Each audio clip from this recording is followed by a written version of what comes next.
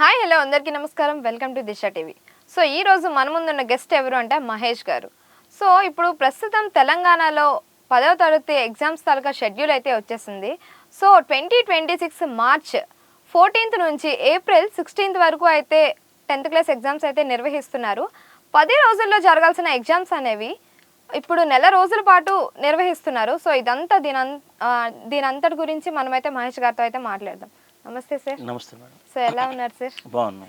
So ప్రస్తుతం తెలంగాణలో అయితే ఎగ్జామ్స్ షెడ్యూల్ అయితే వచ్చేసింది 10th క్లాస్ది.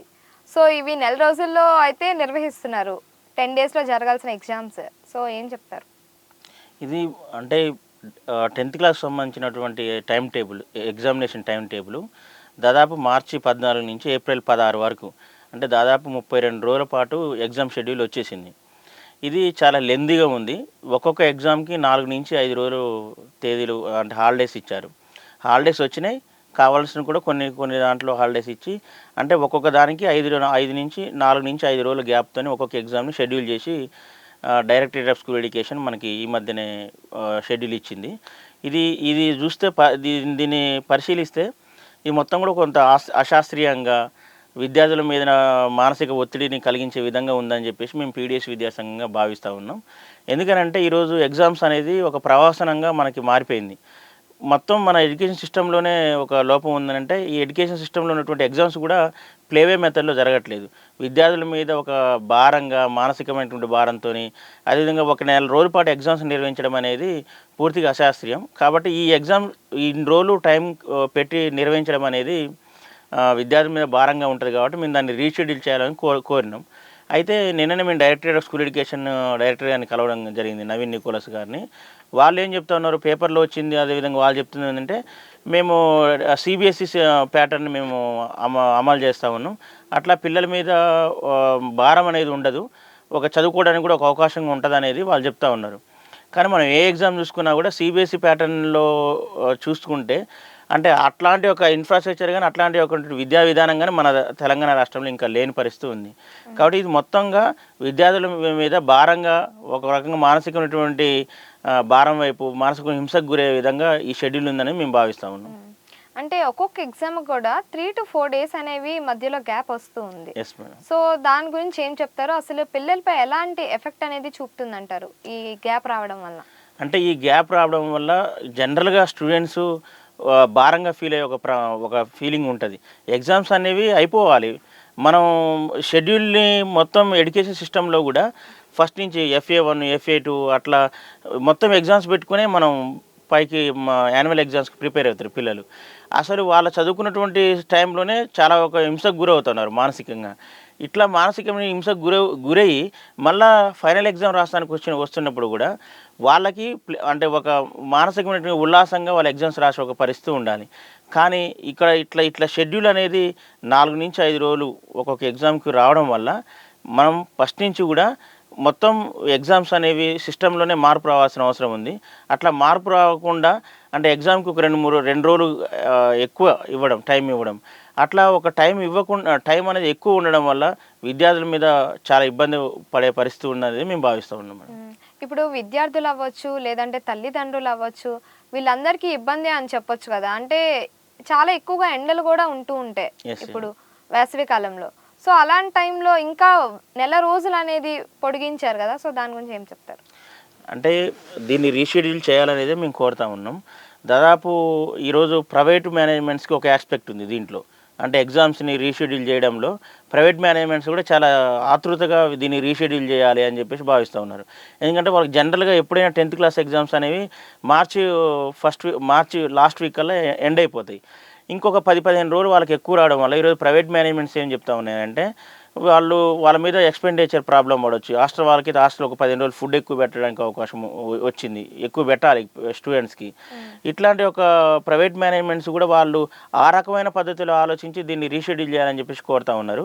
సరే, వాళ్ళొక ఆస్పెక్ట్ అయితే మేము పీడిఎస్ విద్యాసంఘంగా, ప్రగతిశీల విద్యాసంఘంగా విద్యార్థుల యొక్క మేధస్సుని, వాళ్ళ యొక్క మానసికమైనటువంటి హింసను గురి కావద్దనే ఒక బాధ్యత గల పీడిఎస్ విద్యాసంఘంగా మేము మాత్రం దీన్ని ఖచ్చితంగా రీషెడ్యూల్ చేయాలని చెప్పేసి మేము అడుగుతా ఉన్నాం. ఎందుకనంటే ఈరోజు విద్యార్థులు మొత్తం ఎడ్యుకేషన్ సిస్టంలోనే అనేక మంది విద్యార్థులు ఈ ఎగ్జామ్స్ వల్ల చనిపోయిన ఒక పరిస్థితిని మనం చూసాం. ఇంటర్మీడియట్ స్టూడెంట్స్ వాళ్ళ ఫలితాలు వస్తే చాలామంది విద్యార్థులు మేము ఫెయిల్ అయిపోయినాం అని, లేకపోతే మార్కులు తక్కువ వచ్చినాయని, లేకపోతే అనుకునే మార్కులు రాలేదని చెప్పేసి ఇటు పేరెంట్స్ నుంచి అటు ఇన్స్టిట్యూషన్స్ నుంచి చాలా పెద్ద ఎత్తున ఒత్తిడికి గురేవి విద్యార్థులు మనం చనిపోయిన పరిస్థితి కూడా మనం చూసాం. ఈరోజు కార్పొరేట్ సిస్టమ్ వచ్చిన తర్వాత అనేక మంది విద్యార్థులు ఈ ఎగ్జామ్స్ మూలంగా చనిపోయిన ఒక పరిస్థితిని కూడా మనం చూసాం. కాబట్టి ఇట్లాంటి అటువైపుగా దుష్పరిణామాల వైపు ఈ సమాజం పోవద్దని, విద్యార్థులు పోవద్దని, ఎగ్జామ్స్ అనేవి ఒక ప్లేవే మెథడ్లో, ఒక మానసికమైన ఉల్లాసాన్ని కలిగించే విషయంలో, మేధస్సుని పెంచుకునే విషయంలో అట్లా ఒక పీస్ఫుల్ వాతావరణంలో ఉండాలని చెప్పి మేము కోరుతా ఉన్నాం. కాబట్టి ఎగ్జామ్స్ని రీషెడ్యూల్ చేసి అంతంత గ్యాప్ లేకుండా ఎగ్జామ్స్ శాస్త్రీయమైన పద్ధతిలో పెట్టి, శాస్త్రీయంగా విద్యార్థి తను మానసిక హింసకు గురి కాకుండా ఉండే విధంగా ఎగ్జామ్ని రీషెడ్యూల్ చేయాలని చెప్పి మేము కోరుతా ఉన్నాం. సో తల్లిదండ్రులపై ఒత్తిడి ఎంతవరకు ఉంటుందంటారు మరి? అంటే ఈరోజు తల్లిదండ్రులు కూడా ఏం భావిస్తూ ఉన్నారంటే, నా కొడుకు మంచిగా చదవాలి, నా కొడుకు ఉన్నతమైనటువంటి చదువులు చదవాలి, లేకపోతే మంచి మంచి కార్పొరేట్ కాలేజీలో చదవాలి, మంచి మార్కులు రావాలి అనేది వాళ్ళు భావిస్తూ ఉన్నారు. వాళ్ళ మీద కూడా ఒత్తిడి ఉంటుంది. కానీ ఈ ఎగ్జామ్స్ అనేవి అంటే వాళ్ళు విద్యార్థులకి ఇటు తల్లిదండ్రుల నుంచి, అటు ఇన్స్టిట్యూషన్స్ నుంచి, టీచర్ల నుంచి ఒక ఒత్తిడి లేకుండా ఉండే విధంగా ఎగ్జామ్స్ అనేవి మనం చేపట్టాలి. కానీ గతంలో ఏ రాష్ట్ర ప్రభుత్వం కానీ, లేకపోతే అది గతంలో ఏ అధికారులు కానీ ఇట్లా ఈ ప్యాటర్న్ తీసుకొని మేము సిబిఎస్ఈని ఫాలో అవుతూ ఉన్నాం, లేకపోతే జాతీయ స్థాయిలో ఉన్నటువంటి ప్యాటర్న్ని ఫాలో అవుతామని చెప్పేసి ఈరోజు అధికారులు చెప్తా ఉన్నారు. ఇది మొత్తం అశాస్త్రీయమైనది. మేము నవీన్ నికోలస్ గారిని కలిసినప్పుడు కూడా తను ఏం చెప్తా ఉన్నారంటే, ఆల్రెడీ షెడ్యూల్ వచ్చేసింది, మేము చాలా ఆలోచించి పెట్టామని చెప్పేసి మాట్లాడుతూ ఉన్నారు. సిబిఎస్ఈలో తరహాలో పెడితే మరి సిబిఎస్ఈ తరహాలో మనకు ఇన్ఫ్రాస్ట్రక్చర్ ఉందా? సిబిఎస్ఈ తరహాలో మనకి టీచర్స్ ఉన్నారా? సిబిఎస్ఈ తరహాలో విద్యాబోధన ఆల్రెడీ జరిగిందా అనేది కూడా క్వశ్చన్ మార్కే కదా. అట్లా విద్యాబోధన అట్లా జరగనప్పుడు, ప్యాటర్న్ అట్లా లేనప్పుడు, ఓన్లీ ఎగ్జామ్స్నే దానికి ముడిపెట్టి ఈరోజు ఎగ్జామ్స్ పెట్టి మేము ఏదో విద్యార్థులను ఉద్ధరిస్తున్నాం అని చెప్పేసి పద్ధతిలో మాట్లాడితే మాత్రం అది విద్యార్థుల మీద చాలా తీవ్రమైనటువంటి హింసని గురవుతారు, అట్లా ఇబ్బందులు ఫీల్ అవుతారు, ప్రెజరైజ్ అయ్యే ఒక అవకాశం కూడా ఉంటుంది. కాబట్టి మేము ఈ అంశాలన్నింటినీ కూడా జోడిస్తే ఈరోజు అధికారులకి, లేకపోతే రాష్ట్ర ప్రభుత్వానికి మేము ఒకటి సూచన చేస్తూ ఉన్నాం. ఖచ్చితంగా ఈ ఎగ్జామినేషన్ షెడ్యూల్ని రీషెడ్యూల్ చేయాలి. అటు విద్యార్థుల మీద వాళ్ళ తల్లిదండ్రులది, అదేవిధంగా ఇన్స్టిట్యూషన్స్ని, కాలేజీలు, లేకపోతే స్కూల్ అది ముఖ్యంగా స్కూళ్ళ మీద, స్కూల్స్కి సంబంధించినటువంటి మేనేజ్మెంట్స్ ఒత్తిడి కూడా ఉండొద్దని చెప్పేసి మేము భావిస్తాం. ఇప్పుడు ట్యూషన్ సెంటర్స్కి ఏవైతే ఉన్నాయో వాటికి మంచి జరిగి విద్యార్థులకి నష్టం జరుగుతుందంటే మీరు ఎలా సమర్థిస్తారు దీన్ని? అంటే జనరల్గా ఈరోజు రాష్ట్రంలో ఉన్నటువంటి ప్రైవేట్ కార్పొరేట్ కాలేజీల్లో లక్షలాది రూపాయలు ఈరోజు ఫీజులు వసూలు చేస్తూ ఉన్నారు. ఆ ఫీజులే కాకుండా ఇది రకరకాలమైన పద్ధతిలో ట్యూషన్స్ పేరుతోని, హోమ్ ట్యూషన్స్ పేరుతోని, లేదంటే ప్రైవేట్ ట్యూషన్స్ కూడా విచ్చలవిడిగా వెలుస్తూ ఉన్నాయి ఈరోజు. దాంట్లో కూడా మళ్ళీ ఇదే రకమైనటువంటి పద్ధతి, ఒక ప్రెజరైజ్డ్ సిస్టమే ఉంది. కాబట్టి ఈరోజు ఒక నెల రోజుల పాటు, ఒక 15 రోజుల పాటు వాళ్ళకు కూడా మాకు ఎగ్జామ్స్ ఇట్లా పెట్టడం వల్ల మాకు కూడా మంచిగా జరిగితేనే ఒక అవకాశం, వాళ్ళు అనుకునటానికి ఒక అవకాశం వాళ్ళకు కూడా ఉంది. కానీ ఇది అల్టిమేట్గా విద్యార్థులకి న్యాయం చేయకపోగా ప్రైవేట్ కార్పొరేట్ విద్యా సంస్థలకి ఐ థింక్ ఇట్లాంటి ట్యూషన్ సెంటర్స్ వారికే ఎక్కువ ఉపయోగకరంగా ఉంటుంది అనేది మేము భావిస్తాము. సో ఇన్ని రోజులు గ్యాప్ వస్తే ఇప్పుడు పాలిటెక్నిక్ కానీ, లేదంటే ఏపీఆర్జేసీ కానీ ఎగ్జామ్స్ అనేవి తర్వాత ఉంటాయి, 10th తర్వాత ఎగ్జామ్స్ ఇవి ఉంటాయి. సో వీటన్నిటికీ ఇబ్బంది అవ్వచ్చు అంటారా మరి? ఖచ్చితంగా అవుతుంది. ఎందుకనంటే 10th ఎగ్జామ్స్ అనేది ఏ విద్యార్థికైనా తన జీవితంలో ఒక మొదటి స్టెప్ పైకి, అప్పర్ స్టడీస్కి వెళ్ళడానికి, ఉన్నతమైన విద్యలు చదువుకోవడానికి. 10th క్లాస్ చదివిన విద్యార్థి అటు ఇంటర్కి వెళ్ళవచ్చు, మీరు అన్నట్టు ఏపీఆర్జేసీ రాసి అటు పోవచ్చు, లేదా పాలిటెక్నిక్ చదవచ్చు. ఇట్లాంటి ఒక సిస్టమ్ అనేది మనకుంది. ఈ ఎగ్జామ్స్ లేట్ అవ్వడం వల్ల ఈ మళ్ళీ ఫలితాలు లేట్ కావడం, ఈ 10th క్లాస్ ఫలితాలతో మళ్ళీ పాలిటెక్నిక్ సంబంధించిన ఎగ్జామ్స్ రాయాలన్నా ఏపీఆర్జేసీ, టీఎస్ఆర్జేసీ, టీజీఆర్జేసీ, ఇప్పుడు ఇట్లాంటి ఎగ్జామ్స్ రాయాలన్నా కూడా అవి కూడా మళ్ళీ ఆ నోటిఫికేషన్ వచ్చి మళ్ళీ ఆ రిజల్ట్ రావడం, మళ్ళీ ఆ రిజల్ట్ వచ్చి మళ్ళీ వాళ్ళు ప్లేస్ కావడం, వాళ్ళు అడ్మిషన్ పొందడం కూడా ఒక సీక్వెన్స్లో చాలా లేట్ అయ్యే అవకాశం కూడా ఉంటుంది. కాబట్టి అట్లా వాళ్ళు కూడా ఇబ్బంది పడే అవకాశం కూడా ప్రాక్టికల్గా ఈ సిచ్యువేషన్ కూడా మనకు ఉంటుంది. దీన్ని కూడా అధికారులు అర్థం చేసుకోవాలనేది మేము కోరుతాం. అంటే ఇప్పుడు 10th క్లాస్ ఎగ్జామ్స్ అంటే దాని తాలూకా మార్క్స్ వస్తే ఎవరైనా అంటే కొంతమంది చనిపోతూ ఉంటారు. అది అంటే టీచర్స్ వల్ల స్ట్రెస్ వలన అంటారా, లేదంటే పిల్లల స్ట్రెస్ అంటారా, దేని వలన అంటారు, లేదంటే తల్లిదండ్రులు చెప్పుకోలేక వాళ్ళకి చెప్పలేక అంటారా? ఇప్పుడు విద్యార్థి అనేటాయన విద్యను చదువుకొని తను ఏ రంగంలో ఏ దాంట్లో తను ఎక్స్పీరియన్స్ అయితే ఏ రంగంలో తనకి అవకాశం ఉంటే ఏ రంగంలో తనకు ఒక నేను ఈ రంగంలో నేను సాధిస్తాను అనే దాంట్లో ఉండి అటువైపుగా విద్యార్థిని మోల్డ్ చేస్తే బాగుంటుందిలే. కానీ ఈరోజు ఏమైపోయిందంటే చదువు అనేది ఆ, తల్లిదండ్రులకి సోషల్ స్టేటస్ అయిపోయింది. పలానా కాలేజీలో పలానా స్కూల్లో చదివితేనే మేము బయట ఒక సోషల్ స్టేటస్లో మేము మంచుకుంటున్నాం అనేది ఒక ఫీలింగ్ వచ్చేసింది. అట్నే మా విద్యార్థి ఖచ్చితంగా మా అబ్బాయి లేకపోతే అమ్మాయో ఖచ్చితంగా ఈ ర్యాంక్ కొట్టాలి, లేకపోతే ఇట్లాంటి ఒక మంచి కాలేజీలో స్కూల్లో చదవాలి, ఫస్ట్ ర్యాంకే రావాలి అనే ఒత్తిడి విద్యార్థికి సగటు ఒక తల్లిదండ్రుల నుంచి ఉంది. అయితే వాళ్ళ యొక్క భావోద్వేగాలకు సంబంధించిన అంశాలు కావచ్చు, వాళ్ళ యొక్క అంశానికి తల్లిదండ్రులు కాబట్టి బాధ్యతగా మావాడు మంచి చదవాలనే ఒక ఫీలింగ్, లేకపోతే అది కూడా ఉండొచ్చు వీళ్ళ విద్యార్థి మీద. ఇది విద్యార్థి నుంచి అల్టిమేట్గా ఇది ఒక ఒత్తిడికి కారణమవుతుంది. తల్లిదండ్రుల నుంచి ఇది ఒక ఒత్తిడి. ఇంకొక ఒత్తిడి ఏమైపోయింది, ఈరోజు కార్పొరేట్ ప్రైవేట్ ఇన్స్టిట్యూషన్స్లో ఈరోజు మా విద్యార్థి మార్కులు ర్యాంకులే ప్రధానంగా ఈరోజు విద్యాబోధన జరుగుతూ ఉంది. వాడు పొద్దున్న లేస్తే రోజుకు ఒక ఎగ్జామ్ పెట్టుడు, లేకపోతే వీకెండ్ టెస్టులు పెట్టుడు, లేకపోతే 15 రోజులకు ఒక ఎగ్జామ్ పెట్టుడు, డైలీ టెస్టులని ఇట్లా విద్యార్థిని మానసికంగా ఒక గ్రైండర్ లేసి పిండి ఎట్లయితే మనం బతాయి జ్యూస్ తీస్తామో అట్లా తీస్తున్న ఒక పరిస్థితి ఈరోజు సిస్టంలో ఉంది. అట్లాంటి సిస్టమ్కి మనం అందరం కూడా వ్యతిరేకించాలి. ఎందుకంటే విద్యార్థి అక్కడికి వెళ్తే ఒక ప్రజాస్వామికమైన వాతావరణం ఉండాలి, ఒక మంచి వాతావరణంలో పెరగాలి. అప్పుడు మాత్రమే తన మేధస్సు కానీ తన మైండ్ కానీ పెరిగే అవకాశం ఉంటుంది. ఓన్లీ ఎగ్జామ్ సెంట్రిక్లోనే విద్యాబోధన ఉంటే మాత్రం అది బట్టి చదువు లేకపోతే అల్టిమేట్గా వాళ్ళు అనుకున్న గోల్ని సాధించలేకపోతే మీరన్నట్టు ఇటువైపు ఆత్మహత్యల వైపు పురుగొల్పడానికి ఒక అవకాశం ఉంటుంది. కాబట్టి ఇటు పేరెంట్స్ అటు ఇన్స్టిట్యూషన్స్ కానీ లేకపోతే కార్పొరేట్ ఇన్స్టిట్యూషన్స్ కానీ ఇట్లా విద్యార్థి మీద ప్రెజర్ పెడతా ఉన్నారు. కాబట్టి ఇట్లాంటి ఒక సిస్టమ్ మారాలనేది మేము ప్రధానంగా కోరుతా ఉన్నాం. ఇప్పుడు 10th క్లాస్ ఎగ్జామ్స్ అంటే ఇప్పుడు లక్షల్లో రాస్తూ ఉంటారు, 5 లక్షల అలా రాస్తూ ఉంటారు. సో వాళ్ళందరికీ ఒత్తిడి పెంచడం అనేది ఎంతవరకు కరెక్ట్ అంటారు? అందుకే ఇప్పుడు దాదాపు 5,60,000 మంది విద్యార్థులు ఈరోజు ఎగ్జామ్కి అప్లై చేసుకున్నారు. అప్లై చేసుకునే విద్యార్థులందరూ కూడా ఖచ్చితంగా ఎగ్జామ్స్ రాయాల్సి ఉంటుంది. ఇంతమంది ఎగ్జామ్స్ మీరు అన్నట్టు ఎండలు కావచ్చు, అంటే భౌతికమైన పరిస్థితులు అప్పుడు అనుకూలంగా ఉండవు. అట్నే విద్యార్థి మానసికంగా చదివి రాయడానికి ఒక అవకాశం లేదు. 5 రోజులు 6 రోజులు ఎగ్జామ్స్ రాసి 4 నుంచి 5 రోజులు గ్యాప్తో ఎగ్జామ్స్ రాయాలంటే తను ఒకటి షెడ్యూల్ అశాస్త్రీయంగా ఉంది. తను కూడా సగటు విద్యార్థి 15 సంవత్సరాల పిల్లవాడు అంత కాన్సన్ట్రేషన్తో రాస్తాడనేది మనకి ప్రాక్టికల్గా కూడా మనకి ఇబ్బందికరంగానే ఉంటుంది. కాబట్టి అనేక మంది ఈరోజు చెప్తా ఉన్నారు, మేనేజ్మెంట్ చెప్తా ఉన్నాయి, లేదా విద్యార్థి సంఘాలు చెప్తా ఉన్నాయి, బాధ్యత గల ఉపాధ్యాయ సంఘాలు చెప్తా ఉన్నారు, మీరు వీటన్నిటి కూడా రీషెడ్యూల్ చేయాలని చెప్పేసి మాట్లాడుతూ ఉన్నారు. కాబట్టి ఖచ్చితంగా దీన్ని రీషెడ్యూల్ చేస్తేనే బాగుంటుంది అనేది మేము కోరుతాం. అంటే ఇన్ని రోజులు ఎగ్జామ్స్కి గ్యాప్ రావడం వలన పిల్లలు ఏమైనా చదివేది మర్చిపోవడం అలా ఏమైనా జరుగుతుంది అంటారా? ఖచ్చితంగా. అంటే జనరల్గా మనం ఏదో ఒక పని చేస్తున్నప్పుడు ఎవరైనా ఒక పనిని ప్రాసెస్లో డైలీ చేస్తుంటేనే మనం దాంట్లో సక్సెస్ కావడానికి ఒక అవకాశం ఉంటుంది. ఇట్లా గ్యాప్ ఇచ్చి రాయడం వల్ల అంటే వాళ్ళ ఫిజికల్ కండిషన్లో వాళ్ళ కాన్సన్ట్రేషన్స్ లెవెల్స్ కూడా తగ్గే పరిస్థితి ఉంటుంది. ఈరోజు అనేక మంది మేధావులు కానీ లేకపోతే స్టూడెంట్స్ని సైకాలజీని అర్థం చేసుకున్నటువంటి మేధావులు కూడా చెప్తా ఉన్నారు. ఏం చెప్తా ఉన్నారు, 5 రోజులు 6 రోజులు వాళ్ళు కాన్సన్ట్రేషన్ చేయాలంటే చాలా కష్టం. వాళ్ళకున్న ఏజ్ ఫ్యాక్టర్ కావచ్చు, వాళ్ళకున్నటువంటి మొత్తం చూసుకుంటే భౌతిక కండిషన్స్, ఏజ్ ఫ్యాక్టర్స్, చిన్న ఏజ్లో అంత కాన్సన్ట్రేషన్ చేయాలంటే కూడా చాలా కష్టమైద్ది అని చెప్పేసి చాలామంది ఈరోజు చెప్తా ఉన్నారు. మేధావులు చాలామంది ఎక్స్పర్ట్స్ కూడా చెప్తా ఉన్నారు. కాబట్టి అట్లా కాన్సన్ట్రేషన్ లెవెల్స్ కూడా తగ్గే ప్రమాదం ఉంటుంది.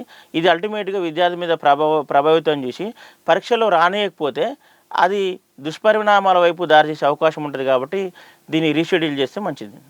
అంటే ఇప్పుడు గ్రామీణ ప్రాంతాల్లో ఎవరైతే విద్యార్థులు ఉంటారో సో అలాంటి విద్యార్థులకి ఏమైనా ఇబ్బంది కలిగే అవకాశాలు ఉన్నాయంటారా? అంటే గ్రామీణ ప్రాంతాల్లో ఉన్నటువంటి విద్యార్థులు ఈరోజు చాలామంది వరకు వాళ్ళ కాలేజీలకో లేకపోతే వాళ్ళ సెంటర్లకో వెళ్ళే ఒక అవకాశం ఉంటుంది. అంటే నడిచిపోవడం, ట్రాన్స్పోర్టేషన్ లేని సెంటర్స్ కూడా ఈరోజు రాష్ట్రంలో ఉన్నాయి. అట్లా వాళ్ళకు కూడా గ్రామీణ ప్రాంతాల్లో చదువుకునే విద్యార్థులు తీవ్రంగా నష్టపోయే ప్రమాదం ఉంది. అట్నే పట్టణ ప్రాంతాల్లో చదువుకునే విద్యార్థులు ఇందాక చెప్పినట్టు వాళ్ళ కాన్సన్ట్రేషన్ లెవెల్స్ తగ్గడము, అదేవిధంగా దీన్ని ఒక భారంగా ఫీల్ కావడము, లేకపోతే దాని మీద కాన్సన్ట్రేషన్ చేయకుండా అట్లా వెళ్ళే ఒక ప్రమాదం ఉంటుంది. కాబట్టి ఇది ఇటు గ్రామీణ ప్రాంతాల విద్యార్థులకి అటు పట్టణ ప్రాంతాల ఉన్నటువంటి విద్యార్థులకి అల్టిమేట్గా ఈ రాష్ట్రంలో చదువుతున్నటువంటి 5,60,000 మంది 10th క్లాస్ విద్యార్థులు ఈ పరీక్షల్ని చాలా భారంగా ఫీల్ అయ్యే అవకాశం ఉంటుంది. కాబట్టి దీన్ని ఆలోచించాలి ఇప్పటికైనా గవర్నమెంట్ కానీ లేకపోతే విద్యాశాఖ అధికారులు కానీ. గతంలో ఎప్పుడు కూడా ఇట్లా లేవు, ఇట్లా లేవు కాబట్టి దాన్ని అట్లా ఆలోచించి శాస్త్రీయంగా ఆలోచించి టైంని తగ్గిస్తే బాగుంటుందండి. సో ఇప్పుడు ఎగ్జామ్స్ అంటే చాలా వరకు పిల్లలు అనేది భయపడుతూ ఉంటారు. సో నెల రోజుల పాటు ఎగ్జామ్స్ అంటే ఏమవుతారంటారు మరి? అందుకనే అంటే వాళ్ళ కాన్సన్ట్రేషన్ తగ్గే అవకాశం ఉంటుంది, భయపడతారు, ఫిజికల్ కండిషన్ అట్లా అవకాశం ఉండదు. మనకి బయట అప్పుడు వాతావరణ పరిస్థితులు ఎట్లుంటాయి, ఎండలు ఉంటాయి, బాగా ఎండలు ఉంటాయి, ఏప్రిల్ అంటే బాగా ఎండలు ఉంటాయి. ఈ చిన్న చిన్న పిల్లల్ని బాగా ఎండలలో ఎగ్జామ్స్ రాపించడం కూడా సరైనది కాదనేది. కాబట్టి ఇట్లా వాళ్ళు ఏదైతే మేము సిబిఎస్ఈ ప్యాటర్న్లో మేము ఇట్లా ఎగ్జామ్స్ పెడతామని చెప్పేసి ఈరోజు డైరెక్టరేట్ ఆఫ్ స్కూల్ ఎడ్యుకేషన్ అధికారులు చెప్తా ఉన్నారు, అది పూర్తిగా అసంబద్ధం, అశాస్త్రీయం. కనీసం ఇట్లా పెడుతున్నాం అనే అంశాన్ని ఎవరితో చర్చించారు వీళ్ళు? విద్యార్థులతో చర్చించలేదు, కనీసం టీచర్లతో చర్చించలేదు. ఈ రాష్ట్రంలో ఉన్నటువంటి విద్యాశాఖ ఎక్స్పర్ట్స్ని చర్చించలేదు. ఎవరితో చర్చించకుండా వీళ్ళందరూ కూడా స్టేక్ హోల్డర్స్ మొత్తానికి దీంట్లో వీళ్ళందరితో ఎవరితో చర్చించకుండా ఓన్లీ అధికారులే కలగన్నట్టు అధికారులు ఈ రకమైనటువంటి చర్యలు తీసుకోవడం అనేది సరైనది కదా. అట్లనే పెట్టాలనుకుంటే నువ్వు కొంచెం ముందుకు పెట్టుకోవాల్సింది, లేకపోతే అధికారులతోనో లేకపోతే విద్యార్థులతోనో విద్యాసంఘ నాయకులతోనో లేకపోతే విద్యావేత్తలతోనో చర్చించి నువ్వు ఇట్లాంటి ప్యాటర్న్ తీసుకురావాలి. కానీ ఇట్లా ప్యాటర్న్ తీసుకురాకుండా ఈరోజు విద్యార్థుల యొక్క భవిష్యత్తుని చెలగాటమాడుతూ మాత్రం ఇది సరైనది కాదు. రేవంత్ రెడ్డి ప్రభుత్వానికి కూడా ఇది రేపొద్దున ఏదైనా దుష్పరిణామాలు జరిగితే ఇది అల్టిమేట్గా ప్రభుత్వానికి కూడా మచ్చ తెచ్చే ఒక అంశంగా మనకి కనబడతా ఉంది. కాబట్టి దీన్ని ఆలోచించాలని చెప్పేసి మేము కోరుతాం. సో ఎవరితో కూడా చర్చించకుండా ఎందుకు ఈ షెడ్యూల్ అనేది పెట్టారంటారు మరి? అంటే వీళ్ళకి ఎవరు ఆ రకమైనటువంటి ఆలోచన చేశారేమో తెలియదులే, కానీ వాళ్ళు ఒకటే చెప్తా ఉన్నారు, మేము సిబిఎస్ఈ తరహాలో లేకపోతే సెంట్రల్లో ఉన్నటువంటి ఎగ్జామ్స్ తరహాలో మేము పెడుతున్నామని చెప్పేసి వాళ్ళు చెప్తా ఉన్నారు. కాబట్టి ఇట్లా పెట్టడం అనేది సరైనది కాదు. కనీసం చర్చించాలి, ఎవరితోనైనా చర్చించాలి, విద్యార్థులతోనో విద్యాసంఘ నాయకులతోనో పేరెంట్స్తోనో చర్చించాలి. అట్లా లేకుండా ఏకపక్షంగా అధికారులే ఇట్లాంటి ఒకటువంటి ఎగ్జామినేషన్ షెడ్యూల్ తయారు చేయడం అనేది సరైనది కాదు. అంటే ఈ షెడ్యూల్ రూపొందించిన కమిటీ నిజంగా గ్రౌండ్ రియాలిటీ తెలుసుకొని నిర్ణయం తీసుకుందని మీరు అనుకుంటున్నారా? అంటే గ్రౌండ్ రియాలిటీ తీసుకోలేదు. గ్రౌండ్ రియాలిటీ తెలుసుకుంటే కనీసం వాళ్ళు మేధావులతోనో ప్రొఫెసర్స్తోనో లేకపోతే ఈరోజు టీచర్స్ సంఘాలు ఉన్నాయి, విద్యార్థి సంఘాలు ఉన్నాయి, ఎవరితో మాట్లాడలేదు. ఈరోజు అనేకమైనటువంటి విద్యాసంఘాలు ఈరోజు దీన్ని వ్యతిరేకిస్తూ ఉన్నాయి. విద్యార్థి సంఘాలు వ్యతిరేకిస్తూ ఉన్నాయి, ఉపాధ్యాయ సంఘాలు వ్యతిరేకిస్తూ ఉన్నాయి. అట్లనే ఈ ప్యాటర్న్ సరైనది కాదని చెప్పేసి అనేక మంది మాట్లాడుతున్న ఒక పరిస్థితి కూడా మనం బయట చూస్తూ ఉన్నాం. కాబట్టి దీని మీద గవర్నమెంట్ ఎక్కువ కన్ఫ్యూజన్ క్రియేట్ కాకుండా మళ్ళీ సమాజం మొత్తం అటు ఎగ్జామ్స్ ఉంటాయా ఉండవా, ఉంటే ఈ ప్యాటర్న్ ఉంటుందా లేకపోతే మళ్ళీ మాస్టరా అనేది ఒక కన్ఫ్యూజన్ ఎక్కువ క్రియేట్ కాకుండా ప్రభుత్వం ఇప్పుడే మేల్కొని దాన్ని రీషెడ్యూల్ చేసి ఒక క్లియర్ కట్ ఎగ్జామినేషన్ షెడ్యూల్ని విడుదల చేస్తే బాగుంటుంది అనేది మేము భావిస్తాం. అంటే ఈ షెడ్యూల్పై విద్యార్థి సంఘం తరపున ఇప్పటి వరకు ఏ చర్యలు తీసుకున్నారంటారు మరి? అంటే విద్యార్థి సంఘాలు చాలామంది రిప్రజెంటేషన్ చేస్తూ ఉన్నాయి, మార్చాలని చెప్పేసి అడుగుతూ ఉన్నాం. మేము ఒకటే మాట చెప్తా ఉన్నారు సిబిఎస్ తరహాలో అని. కానీ ఇప్పటికైనా ఆలోచించాలి, వాళ్ళు ఆలోచించి ఈ షెడ్యూల్ని రీషెడ్యూల్ చేయాలి. అట్లా రీషెడ్యూల్ చేయకపోతే మాత్రం విద్యార్థుల తరపున ఖచ్చితంగా విద్యార్థులు, విద్యా సంఘాలు, అదేవిధంగా ఉపాధ్యాయ సంఘాలు కూడా గొంతెత్తి కొట్లాడతాయి, అట్లా ఆందోళన చేస్తాయి. అట్లా ఈ షెడ్యూల్ సైంటిఫిక్ వేలో ఈ షెడ్యూల్ వచ్చేంత వరకు కూడా పోరాటం చేస్తాయి అనేది మేము భావిస్తాం. ఇప్పుడు లాజిస్టిక్స్ కానీ లేదంటే పరీక్షా కేంద్రాల నిర్వహణ భద్రపరంగా ఈ షెడ్యూల్స్ వల్ల ఏమేమి సమస్యలు తలెత్తాయని మీరు అనుకుంటున్నారు? అంటే భద్రతా పరంగా కూడా ఈరోజు మనకున్న ఇన్ఫ్రాస్ట్రక్చర్ చాలా నామినల్ ఇన్ఫ్రాస్ట్రక్చర్ ఈరోజు మనకి ప్రధానంగా గ్రామీణ ప్రాంతంలో ఉంది. గ్రామీణ ప్రాంతాల్లో చదువుకునే విద్యార్థులు కనీసం ఇన్ఫ్రాస్ట్రక్చర్ లేని పరిస్థితి ఉంది. కాబట్టి ఇట్లాంటి lack of infrastructure, lack of security measurements ఇట్లాంటి వల్ల కూడా పరీక్ష అనేది మా కాపీయింగ్ వైపు దారి చేసే ఒక అవకాశం ఉంటుంది. అట్లా ఒక పకడ్బందీగా ఎగ్జామ్ కూడా జరగనటువంటి ఒక పరిస్థితి ఉంటుంది. అట్నే ప్రధానంగా ఈరోజు అంత టైం ఇవ్వడం వల్ల ఈరోజు కార్పొరేట్ మాఫియా మనం చూస్తూ ఉన్నాం. గతంలో అనేకమైన పేపర్లు లీకేజ్ జరిగినాయి, మనం ఇంటర్మీడియట్ పేపర్లు లీకేజ్ జరిగినాయి, అదేవిధంగా టీఎస్పిఎస్సి పేపర్ లాంటివి లీకేజ్ జరిగినాయి. అట్లనే గతంలో మనం ఈ గవర్నమెంట్ వచ్చిన తర్వాత కూడా 10th క్లాస్ పేపర్ లీకేజ్ జరిగినాయి. ప్రతిసారి మనం ఎగ్జామ్స్ అప్పుడు మనం టీవీలలో చూస్తూనే ఉంటాం. కాబట్టి ఇట్లాంటి ఒక లీకేజ్ కావడానికి కూడా ఎక్కువ అవకాశం ఉంటుంది. ఎందుకంటే పేపర్లు ముందే సెంటర్కి చేరుకుంటాయి కాబట్టి ఆ రోజు ముందే చేరుకుంటాయి కాబట్టి ఇట్లాంటి ఒక భద్రతాపరమైన అంశాలు కూడా దీంట్లో ముడిపడి ఉన్నాయి. ఇన్ని రోజులు ఎగ్జామ్స్ జరిపితే ఇట్లాంటి మొత్తం అటు భద్రతాపరమైన అంశాలు, అప్పుడు స్టూడెంట్ రిలేటెడ్ అయిన అంశాలు, అటు పేరెంట్కి రిలేటెడ్ అయిన అంశాలు అన్నీ ఇట్లా ఉన్నాయి కాబట్టి దీన్ని ఖచ్చితంగా రీషెడ్యూల్ చేయాలని చెప్పేసి మేము కోరుతా ఉన్నాం. అంటే విద్యార్థులు ఇప్పుడు మార్కులు అనేవి తక్కువ వస్తూ ఉంటాయి. సో తల్లిదండ్రులు అనేవాళ్ళు కానీ లేదంటే టీచర్స్ కానీ ఎక్కువగా తిడుతూ ఉంటారు. సో అది ఎంతవరకు కరెక్ట్ అంటారు? అంటే విద్యార్థికి అసలు విద్య అనే ఇప్పుడు మనం ఉన్న సొసైటీలో విద్య అనే ఒక మీనింగే మారిపోయింది. విద్య అంటే ఇప్పుడు ఈరోజు స్టూడెంట్ ఎవడైనా చదవాలి, చదివింది రాయాలి, రాసిందిలో పరీక్షలు రాయాలి, పరీక్షల్లో మార్కులు ర్యాంకులే రావాలని చెప్పేసి ఒక పర్యాయపదంగా విద్య అనేది మారిపోయింది. కానీ విద్య అంటే ఈ సమాజంలో ఉంటున్న మంచిని, కష్టాలని, నష్టాలని, సుఖాలని అన్నిటిని అర్థం చేసుకోవాలి. తను అంటే కష్టం వచ్చినప్పుడు ఎంత పవర్గా నిలబెడతాడు, దానికి వ్యతిరేకంగా పోరాటం చేస్తాడో అది విద్య.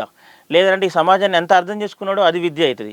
ఈ సమాజంలో మహిళల మీద దాడులు జరుగుతూ ఉన్నాయి, ఈ సమాజంలో రైతులు ఆత్మహత్యలు చేసుకుంటాను, ఈ సమాజంలో కనీసం డైలీ వేజెస్ లేకుండా పనిచేసే వాళ్ళు ఉన్నారు.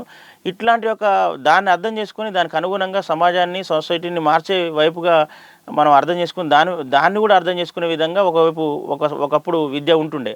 అప్పుడు ఎటువంటి ఇబ్బందులు వచ్చినా కూడా విద్యార్థి తనకి ఏమైనా నష్టం జరిగినా, మార్కులు తక్కువ వచ్చినా, ర్యాంకులు తక్కువ వచ్చినా, ఎటువంటి ఇబ్బంది జరిగినా కూడా దానికి అనుగుణంగా తన మానసికమైనటువంటి స్థితిని మార్చుకొని దానికి వ్యతిరేకంగా నిలబడి దాన్ని కూడా ట్యాకిల్ చేసి తను తన భవిష్యత్తుకు ముందుకు పోయే తను అనుకున్న దానికి సాధించే వైపుగా పోతుండే, గట్టిగా ఉంటుండే. కానీ ఈరోజు విద్య అనేది ఏమైపోయిందంటే కేవలం మార్కులు, ర్యాంకులే ప్రధానంగా వచ్చేసింది. దీన్ని ప్రధానంగా కార్పొరేట్ విద్యా సంస్థలు దీన్ని అట్లా ప్రొవైడ్ చేస్తూ ఉన్నాయి. కాబట్టి తను ఏ చిన్న అంశం వచ్చినా, ఒక మార్కు తక్కువ వచ్చినా, ఒక ర్యాంకు తక్కువ వచ్చినా కూడా ఆత్మహత్య చేసుకునే విధంగా ఈరోజు విద్యార్థి పురిగొల్పబడతా ఉన్నాడు. కాబట్టి ఇట్లాంటి సిస్టమ్ కూడా మేము మారాలని మేము కోరుకుంటా ఉన్నాం. అంటే ఒకప్పుడు ఉపాధ్యాయులు ఏం చెప్తే అది వినేవారు విద్యార్థులు. సో ఇప్పుడు అలా లేదు, ఎందుకు అంటారు మరి? అంటే ప్రధానంగా ఎడ్యుకేషన్ సిస్టంలో ఎప్పుడైతే ఈ ఆర్థిక సరళీకరణ విధానాలు వచ్చినప్పుడు కార్పొరేట్ ఎడ్యుకేషన్ సిస్టమ్ వచ్చిందో, ప్రైవేట్ ఎడ్యుకేషన్ సిస్టమ్ వచ్చిందో, ఆ సిస్టంలో వాళ్ళు ఏం చెప్తారంటే స్వార్థం, నేను బాగుండాలి అనేది ప్రధానంగా వాళ్ళు బోధిస్తూ ఉన్నారు. మనం గతంలో ఒక 20-30 ఏళ్ళ కింద ప్రధానంగా గవర్నమెంట్ ఎడ్యుకేషన్ సిస్టమ్ ఉన్నప్పుడు అన్ని కులాల వాళ్ళు, అన్ని మతాల వాళ్ళు, అన్ని వర్గాల వాళ్ళు ఒకే బెంచ్ మీద చదువుకున్నప్పుడు వాళ్ళ మధ్య ఒక సోదరభావం ఏర్పడేది. మేమంతా సమానం అనేది ఒక అవకాశం ఉండేది. అట్నే వాళ్ళు చదువుకునేటప్పుడు వాళ్ళంతా ఒకటే ఎగ్జామ్ రాసినప్పుడు మేమంతా కూడా వారి మానసిక స్థితి కూడా ఒకే ఎగ్జామ్ రాస్తే వాళ్ళు కూడా అంటే రన్నింగ్ రేస్ అనేది ఈరోజు మనం ఎంత చెప్పుకున్నా కూడా ప్రైవేట్ ఎడ్యుకేషన్ సిస్టంలో ఎక్కువ అవకాశాలు ఉన్నాయి. రన్నింగ్ రేస్ అనేది మంచిగా తిన్నవాడికి ఒకే పరీక్ష ఒకటే, మంచిగా తిని ఉరకమంటాం, తిననోడు ఉరుకుతాడు. అప్పుడు ఎవరు గెలుస్తారు? తిన్నవాడే ఎక్కువ, వానికి శక్తి ఉంటుంది, దాన్ని ట్యాకిల్ చేస్తాడు. ఈరోజు ప్రైవేట్ విద్యా సంస్థ ఎట్లయిపోయినాయంటే వాడు మంచిగా అన్ని అవకాశాలు ఇస్తూ ఉన్నాడు, అన్ని రకాలుగా వాళ్ళు చెప్తా ఉన్నారు, పోయి ఎగ్జామ్ రాస్తూ ఉన్నాడు. మళ్ళీ గవర్నమెంట్ కాలేజీలో, గవర్నమెంట్ స్కూళ్ళలో చదువుకునే విద్యార్థి ఎటువంటి సదుపాయాలు లేవు. మళ్ళీ వాళ్ళు అంటే గవర్నమెంట్ స్కూల్లో చదువుకునే విద్యార్థి, ప్రైవేట్ స్కూల్లో చదువుకునే విద్యార్థి ఒకటే ఎగ్జామ్ రాయాలి. కానీ ఇది ఎక్కడిది? అంటే సదుపాయాలు ఇవ్వరు, గవర్నమెంట్ ఆ రకంగా ఆలోచించరు, పేద విద్యార్థుల పట్ల ఆలోచించరు. వాళ్ళే రాసే ఎగ్జామ్ ఒకటే పరీక్ష రాయడం వల్ల ఎవరు నష్టపోతూ ఉన్నారు? ప్రధానంగా గ్రామీణ ప్రాంతాల నుండి విద్యార్థులు, పేద బడుగు బలహీన వర్గాల విద్యార్థులు నష్టపోతూ ఉన్నారు. కాబట్టి ఈ సిస్టమ్ కూడా మారాలి. కాబట్టి విద్య అంటే ఓన్లీ కేవలం మార్కులు, ర్యాంకులే కాదు, మనం అనుకున్న రంగాల్లో నిష్ణాతులు కావాలి. ఆ రకంగా మనం అనుకున్నటువంటి ఎయిమ్ని సాధించే విధంగా విద్యార్థుల్ని మనం మౌల్డ్ చేయాలి. ఇది అందరి బాధ్యతగా మేము భావిస్తూ ఉన్నాం. అంటే ప్రైవేట్ స్కూల్స్కి అలాగే గవర్నమెంట్ స్కూల్స్కి మధ్య డిఫరెన్స్ ఏంటంటారు? అంటే ఈరోజు ప్రైవేట్ స్కూల్స్ మీరు చూడండి, ప్రైవేట్ స్కూల్స్లో టీచరు డిగ్రీ వాళ్ళే చదువులు చెప్తా ఉన్నారు. మేము చాలా దాంట్లో మేము ఈరోజు పీడిఎస్ విద్యాసంఘంగా మేము విచారణ చేసినాము, దాని మీద తనిఖీలు కూడా చేసినాం. అన్ని స్కూళ్ళల్లో కేవలం డిగ్రీ చదివిన వాళ్ళే, వాడికి బీఈడీ కూడా ఉన్నది, కనీసం బీఈడీ ఉండాలనేది పాఠశాల విద్యా నాంశంలో ఉంటుంది. గవర్నమెంట్ స్కూళ్ళలో బీఈడీ, ఎంఈడీ చేసిన వాళ్ళు, డాక్టరేట్లు కూడా ఈరోజు గవర్నమెంట్ స్కూల్లో చదువులు చెప్పడానికి వస్తూ ఉన్నారు. కాబట్టి క్వాలిఫికేషన్లో గవర్నమెంట్ స్కూల్స్లో ఎక్కువ మంది ఉన్నారు. క్వాలిఫికేషన్ తక్కువ ఉండి ఆ సదుపాయాలు ఎక్కువ ఇచ్చే దాంట్లో ప్రైవేట్ స్కూల్స్ ఉన్నాయి. క్వాలిఫికేషన్ ఉన్నాయి కానీ ఇక్కడ ఇన్ఫ్రాస్ట్రక్చర్ ఉండదు, సదుపాయాలు ఉండవు. ఇట్లాంటి ఒక అబ్నార్మల్ స్థితి ఈరోజు ప్రైవేట్ స్కూల్స్ గవర్నమెంట్ స్కూల్స్లో కనపడతా ఉంది. కాబట్టి ఎప్పటికైనా విద్య అనేది మనం పెద్ద పెద్ద అభివృద్ధి చెందిన దేశాలు ఉన్నాయి, జపాన్లో కావచ్చు, ఈవెన్ అమెరికా మన అన్నింటిలో మనం అమెరికాలాగా ఉండాలని మన వాళ్ళు మాట్లాడతారు. మోడీ కానీ, రేవంత్ రెడ్డి కానీ, లేకపోతే అటు చంద్రబాబు నాయుడు కానీ. అమెరికాలో కూడా చూడండి మీరు, ఎడ్యుకేషన్ సిస్టమ్ మొత్తం even upper primary school 10th దాకా మొత్తం కూడా గవర్నమెంట్ స్కూల్సే ఉంటాయి. ఆ తర్వాత వాడు ఎటైనా పోండి, గవర్నమెంట్ వైపు పోని, ప్రైవేట్ వైపు పోని. కానీ ఈరోజు ప్రతిదానికి అమెరికాని బూచిగా చూపిస్తున్నటువంటి పాలకులు మరి ఎడ్యుకేషన్ సిస్టంలో ఉన్నటువంటి 10th దాకా గవర్నమెంట్ స్కూల్లో ఉండాలి అనే ఒక సిస్టమ్ని మాత్రం తీసుకురావట్లేదు. ఎందుకంటే మన దేశంలో కానీ, మన 2 తెలుగు రాష్ట్రాల్లో కానీ ఈరోజు విద్య అనేది చాలా ప్రధానమైనటువంటి వ్యాపార సరుకుగా మారిపోయింది. కాబట్టి ఈ వ్యాపారాన్ని లక్షల కోట్ల రూపాయలు దోచుకునే వాళ్ళే వాళ్ళ పార్టీలలో ఎమ్మెల్యేలుగా, మంత్రులుగా కొనసాగుతున్నారు. నారాయణ కాలేజెస్ స్కూల్స్ పెట్టిండు ఆయన, ఏపీలో ఇప్పుడు పెద్ద మంత్రి. మనకు సంబంధించినటువంటి ఇక్కడ చాలా కార్పొరేట్ కాలేజీలు అంతకుముందు బీఆర్ఎస్ పార్టీలో మంత్రులుగా, ఎమ్మెల్యేలుగా ఉన్నారు. ఇప్పుడు కాంగ్రెస్ పార్టీలో కూడా మంత్రులుగా, ఎమ్మెల్యేలుగా ఉన్నారు. వాళ్ళకు వస్తూ ఉంటాయి. కాబట్టి ఇట్లా ఎడ్యుకేషన్ సిస్టమ్ అనేది ఇంకా ఒక సరుకులాగా మారిపోయింది. పేదవాడికి అందడం లేదు. ఈరోజు పేదవాళ్ళు చదువుకునే స్కూళ్ళు, కాలేజీలు ఏడా కూడా మనకి కనీస సదుపాయాలు ఉండడం లేదు, కనీసం బాత్రూమ్స్ కూడా ఉండడం ఒక పరిస్థితి కనబడతా ఉంది. అంటే ఒకప్పుడు మన ఉపాధ్యాయులు అంటే ఒక తల్లిదండ్రుల తర్వాత ఇంకా వాళ్ళే అన్నట్టు భావించే వాళ్ళం. కానీ ఇప్పుడు పిల్లలు అలా లేరు. అంటే టీచర్స్ మీదకి తిరగబడడం, దౌర్జన్యాలు చేయడం అలా చేస్తున్నారు. సో దాని గురించి ఏం చెప్తారు? అంటే ఈరోజు ఈ సబ్జెక్ట్ అనేది చాలా పెద్దదిగా నేను భావిస్తాను. ఎందుకనంటే సిస్టంలో మార్పులు వచ్చేసినాయి. ఇంతకుముందు చదువు చెప్పే గురువు పట్ల అమితమైనటువంటి భక్తిభావం స్టూడెంట్స్కి ఉండేది. కానీ ఈరోజు అట్లాంటి పరిస్థితి లేదు. ఈరోజు మనం దాని మీద అనేకమైనటువంటి ఫ్యాక్టర్స్ పనిచేస్తున్నాయి. మనం చూసినప్పుడు సినిమాలు కావచ్చు, అశ్లీల సాహిత్యం కావచ్చు, వెబ్సైట్స్ కావచ్చు, ఈరోజు యూట్యూబ్ లాంటివి, ఫేస్బుక్ లాంటివి, సోషల్ మీడియా ప్లాట్ఫామ్స్ కావచ్చు, విచ్చలవిడిగా హింసను ప్రేరేపిస్తున్నారు స్టూడెంట్స్కి. వాడు ఏం షార్ట్ చేస్తాడో తెలియదు, ఏం వీడియో చూస్తాడో తెలియదు, ఏ ఆట ఆడతాడో తెలియదు, దాంట్లో ఏం నేర్చుకుంటాడో కూడా మన చేతిలో లేని పరిస్థితి ఉంది. అట్లాంటి ఒకటి సాహిత్యాన్ని, అట్లాంటి ఒకటి సోషల్ మీడియా ప్లాట్ఫామ్స్ మీద నియంత్రణ లేకుండా విచ్చలవిడిగా విద్యార్థులు చూడడం వల్ల నేర ప్రవృత్తి పెరుగుతుంది. అంటే ఒక భక్తిభావం అనేది, పెద్దోళ్ళంటే ఒక రెస్పెక్ట్ ఉండాలనే ఒక భావన విద్యార్థికి తగ్గుతూ ఉంది. కాబట్టి ఈ రకమైనటువంటి సిస్టంలో మార్పులు రానంత వరకు మనం విద్యార్థినే ప్రధానంగా వాందే తప్పని మనం చెప్పలేమట్లా. కాబట్టి ప్రధానంగా అప్పుడు గతంలో ఉన్నటువంటి విలువలు, గతంలో ఉన్నటువంటి రెస్పెక్ట్ ఇప్పుడు లేదనేది మనకు వాస్తవంగా కనపడతా ఉంది. దానికి మన సిస్టమ్ ఫెయిల్యూర్ అనేది నా భావన. ఇప్పుడు మనం చూసుకున్నట్టయితే విద్యార్థులు యూట్యూబ్లు, ఇన్స్టాగ్రామ్లు అవి ఎక్కువగా చూడడం అనేది ఎక్కువైపోయింది. సో అది ఎవరి వలన అంటారు? తల్లిదండ్రులు అంటారా, టీచర్స్ అంటారా, వాళ్ళ పట్ల భయం లేకపోవడం అంటారా, ఏమంటారు? అంటే దీని మీద ఇప్పుడు మనకి విచ్చలవిడిగా మనకి ఎక్విప్మెంట్ వచ్చింది. ఎక్విప్మెంట్ అంటే ఏంది? మనకి ఫొటోస్, మన ఫోన్స్ కానీ, లేకపోతే ల్యాప్టాప్స్ కానీ, లేకపోతే టీవీలు కానీ, ఎక్విప్మెంటు గవర్నమెంట్ సిస్టంలోనే మన చేతిలో పెట్టిండు. అవి మన చేతిలో ఉన్న తర్వాత మనం చూడకుండా ఉండలేం కదా. ఉండలేనప్పుడు గవర్నమెంట్ ఏం చేయాలి? వాటి మీద నియంత్రణ విధించాలి. ఇప్పుడు చాలా దేశాల్లో, చాలా కంట్రీస్లో సోషల్ మీడియా వాడాలంటే రెస్పెక్టెడ్ ఆథరైజ్డ్ కార్డు పెట్టి, వాడు ఆ ఆథరైజ్డ్ కార్డుతోని ఈ ఏజ్ గ్యాప్ వాళ్ళే మనం చూడాలనేది ఒక నిబంధన పెట్టారు. అట్లా మన దేశంలో లేదు. ఈరోజు విచ్చలవిడిగా అశ్లీల సాహిత్యాన్ని కూడా దాదాపు 5-6 ఏళ్ల పిల్లలు కూడా చూసే ఒక పరిస్థితి కూడా ఉంది. ఇట్లా చూసిన వాడు ఏ రకమైనటువంటి భావన నేర్చుకుంటాడు? అంటే అది తల్లిదండ్రుల మీద మంచి ఇన్స్పిరేషన్ ఇవ్వదు, వాటి గురువుల మీద మంచి ఇన్స్పిరేషన్ ఇవ్వదు. ఈరోజు తల్లిదండ్రుల మీద, లేకపోతే టీచర్స్ మీదనే పంచులేసి, లేకపోతే జోకులు వేసినటువంటి వీడియోస్ చూసిన చిన్నపిల్లగాడు ఏం నేర్చుకోవాలి? అంటే దీని మీద నియంత్రణ ఎవరు విధించాలి? ప్రభుత్వాలే కదా. అట్లాంటి నియంత్రణ లేదు. సరే, ఇట్లాంటి చిన్న చిన్న జోక్స్ అన్నా, లేకపోతే పంచులన్నా కూడా మనం ఏదైనా బేర్ చేసి సరే అనుకోవచ్చు. కానీ ఈరోజు విచ్చలవిడిగా అశ్లీల సాహిత్యం ఈరోజు అందుబాటులోకి వచ్చింది. వాటన్నిటిని చూసినటువంటి వాడు ఏం కావాలి ఈ దేశానికి, ఈ సమాజంలో ఎడిపోవాలా చూసిన వాళ్ళు? కాబట్టి ఇట్లాంటి వాటి మీద నియంత్రణ విధించాలనేది మేము కోరుతా ఉన్నాం. అంటే 15 years బిలో ఉన్న వాళ్ళు ఎవరైతే విద్యార్థులు ఉంటారో వాళ్ళు ఎక్కువగా మొబైల్ ఫోన్స్ అనేవి యూజ్ చేస్తూ ఉన్నారు. సో ఇది చదువు మీద ఎంత ఎఫెక్ట్ అనేది చూపిస్తుంది అంటారు? చదువు మీద చాలా ఎఫెక్ట్ చూపిస్తుంది. ఎందుకంటే ఇంతకుముందు బ్లాక్ బోర్డు వైట్ చాక్ పీస్తో చదువు చెప్పేవాళ్ళు. ఈరోజు ఏమైపోయిందనంటే దాంట్లో కూడా డిజిటల్ క్లాస్ రూమ్ అనే పేరుతోని టీచర్గా చెప్పట్లేదు, ఒక వీడియో పెట్టి చూడండి మీరు నేర్చుకుని అనే దానికి పోతుంటారు. అంటే ఇక్కడ ఏమైపోయిందంటే టీచర్కి స్టూడెంట్కి ఉన్నటువంటి రిలేషన్షిప్ మొత్తం కూడా దెబ్బతినిపోతూ ఉంది. So called digital class room board పేరుతోనో లేకపోతే స్మార్ట్ క్లాసెస్ పేరుతోనో ఈ దాంతో ఇట్లా ఇది దెబ్బతినడం అనేది ఇట్లా క్లాస్ రూమ్లో స్టూడెంట్కి అదేవిధంగా టీచర్కి ఉన్నటువంటి రిలేషన్ దెబ్బతినడం అనేది అది అల్టిమేట్గా వీళ్ళు ఆ సొసైటీ మీద కూడా ఆ ప్రభావం చూపిస్తూ ఉంది. అంటే క్లాస్ రూమ్లోనే ఆ రిలేషన్షిప్ దెబ్బతినడం వల్ల అక్కడ డిజిటల్లో చూసినటువంటి విద్యార్థి వాడికి ఒక సోదరభావం ఏర్పడడం లేదు, లేకపోతే ఒక రెస్పెక్ట్గా గౌరవప్రదమంగా ఇతరులను మనం గౌరవించాలనే అది వాళ్ళకి రావడం లేదు. ఆ రాకపోవడం అనేది కంటిన్యూ అవుతుంది, సమాజం మీద కూడా కంటిన్యూ అవుతుంది.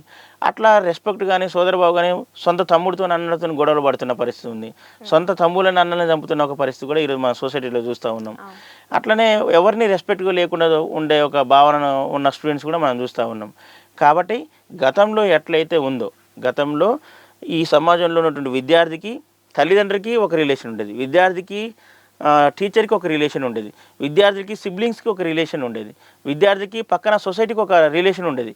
ఇట్లాంటి రిలేషన్స్ అన్నీ దెబ్బతిని పోవడం వల్ల ప్రధానంగా దీనికి కార్పొరేటైజేషన్ ప్రైవేటైజేషన్స్ రావడం వల్ల ఇట్లాంటి మొత్తం దెబ్బతిని వాళ్ళు ఏదైతే సిస్టమ్ తీసుకొచ్చారో ర్యాంకులు మార్కులు, నువ్వు ర్యాంకు సాధిస్తే మార్కులు సాధిస్తే చాలు, ఇదే గొప్ప అని ఒక సిస్టమ్ని డెవలప్ చేశారు. ఆ డెవలప్ చేసిన దాంట్లో భాగంగానే ఈ మొత్తం మనకి దుష్పరిణామాలకు ఈరోజు కనబడతా ఉంది. కాబట్టి ఎక్విప్మెంట్ వచ్చిన తర్వాత ఫోన్ మన చేతిలో ఉన్న తర్వాత వాడు ఏ వీడియోనే చూస్తుండు, ఎట్లాంటి పంచి డైలాగులైనా చూస్తుండు, అవి వాడు అప్లికబుల్ చేయాలని అనుకుంటుండు, అట్లా అప్లికబుల్ కూడా చేస్తూ ఉన్నారు. అంటే ఒకప్పుడు ఎడ్యుకేషన్ సిస్టమ్ అనేది ఎలా ఉంది, ఇప్పుడు ఎలా ఉందంటారు? అంటే ఎడ్యుకేషన్ సిస్టంలో చాలా మార్పులు వచ్చినాయి. ఇంతకుముందు ప్రధానంగా గవర్నమెంట్ స్కూళ్ళు గవర్నమెంట్ కాలేజీలో ఉన్నప్పుడు అన్ని కులాల వాళ్ళు అన్ని మతాల వాళ్ళు ఒకే బెంచ్లో చదువుకున్నప్పుడు వాళ్ళ మధ్య సోదరభావం ఉండేది ప్రధానంగా. అట్లా అవకాశాలు కూడా అందరికీ సమానంగా వచ్చాయి. ఒకే బెంచ్ మీద చదువుకున్నటువంటి ఎస్సీ ఎస్టీ బీసీ ఓసీ బ్రాహ్మణ్ అట్లా ఏ వర్గాల పిల్లలైనా అన్ని అవకాశాలకు అందిపుచ్చుకొని వాళ్ళు చదువుకొని రాసుకునే టైప్కి ఉంది. ఈరోజు ఆర్థికంగా కొద్దిగా మంచిగా ఉన్న కుటుంబాలు తీసుకుపోయి ప్రైవేట్ కాలేజీలు వేస్తున్నారు, ఇంకా మంచిగా ఉన్న వాళ్ళు కార్పొరేట్ పాఠశాలలో వేస్తూ ఉన్నారు వాళ్ళ పిల్లల్ని. అట్లా ఆర్థిక అంతరాలు కూడా ఆ స్థాయిలో పెరుగుతున్నట్టే కదా, దాన్ని కూడా మనం అర్థం చేసుకోవాలి కదా. ఈరోజు మనం చూస్తూ ఉన్నాం బయట లక్షల రూపాయలని కట్టి డాక్టర్ అవుతున్నాడు, లక్షల రూపాయలు కట్టి ఇంజనీర్ అవుతా ఉన్నాడు. వాళ్ళు లక్షల రూపాయలు పెట్టి ఇంజనీర్ డాక్టర్లు అయ్యేవాళ్ళు ఈ సొసైటీ గురించి ఆలోచిస్తారా? నేను ఎంత అయితే ఖర్చు పెట్టి చదివినో అంతకన్నా డబుల్ సంపాదించాలనుకుంటాడు. మరి అది ఎక్కడ సంపాదిస్తాడు? అల్టిమేట్గా ఈ సమాజం నుంచే మళ్ళీ పెట్టుబడికి తీసుకోవాల్సిన అవసరం ఉంటుంది కదా. అంటే ఆయన కన్సల్టేషన్ ఫీజు, ఒక డాక్టర్ అయితే ఆయన కన్సల్టేషన్ ఫీజు 200 ఉంటే దాన్ని 400 చేయాలి. 400 ఎవరి దగ్గర వసూలు చేస్తారు? ఈ పేద ప్రజల దగ్గర, విద్యార్థుల దగ్గరనే వసూలు చేస్తారు మళ్ళీ.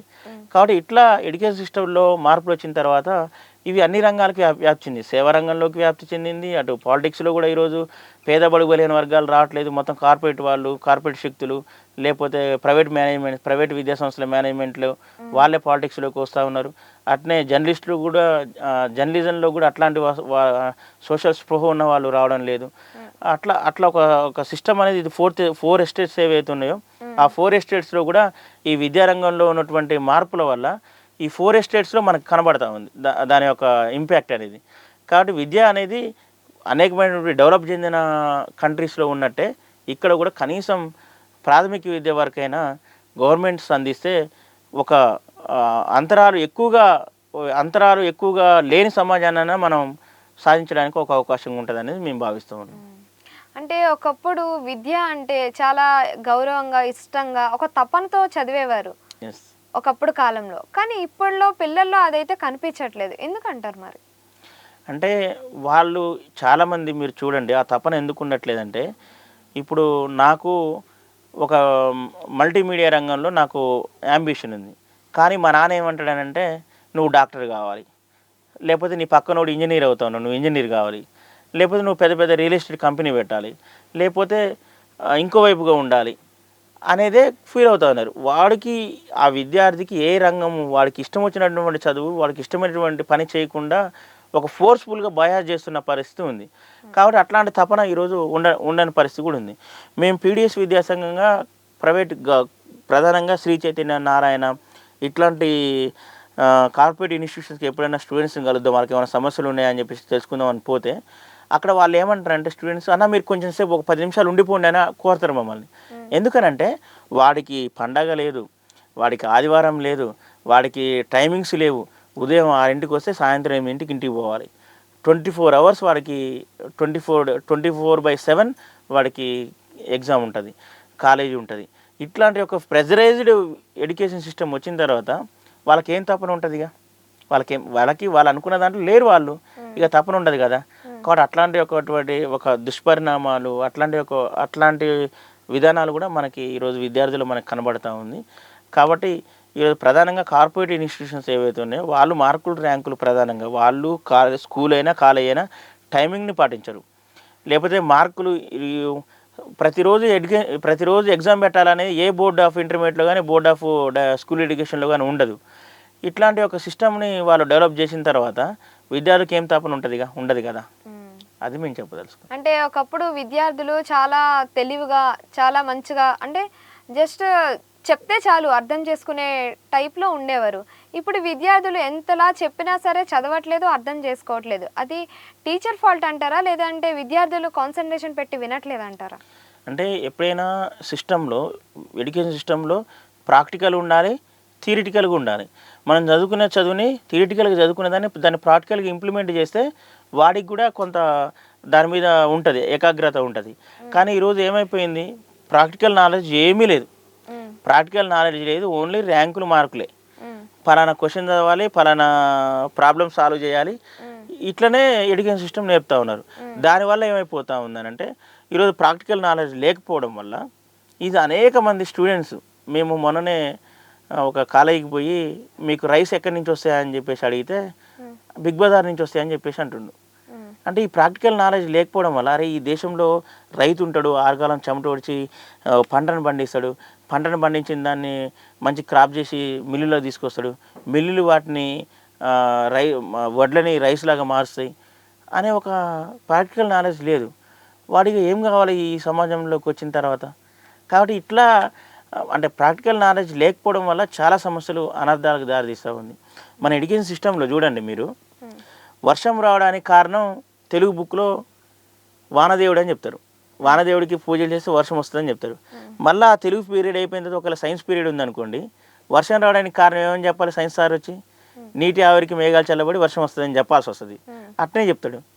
అంటే ఈ రెండింటి ప్రాక్టికల్గా ఏది కరెక్ట్? నీటి ఆవిరి వల్ల మేఘాలు చల్లబడి వర్షం రావడం కరెక్ట్. కానీ మరి ఈ 2 రకాలమైన చదువులు ఎందుకు చదువుతూ ఉన్నాం? అంటే ప్రాక్టికల్ నాలెడ్జ్ తగ్గిపోవడం వల్ల చాలా ఇబ్బందులకు గురవుతున్నారు. అట్లా మెకానికల్గా విద్యార్థులు కూడా చాలా ఇబ్బందులు పాలవుతున్నారు. వాళ్ళు ఒక యంత్రాలుగా ఈరోజు మారిపోయినారు. ఈరోజు శ్రీ చైతన్య నారాయణ విద్యా సంస్థలు అయితే విద్యార్థుల్ని ఆత్మహత్యల వైపు పురుగొల్పే యంత్రాలుగా మారిపోయినాయి, ఫ్యాక్టరీలుగా తయారైపోయినాయి.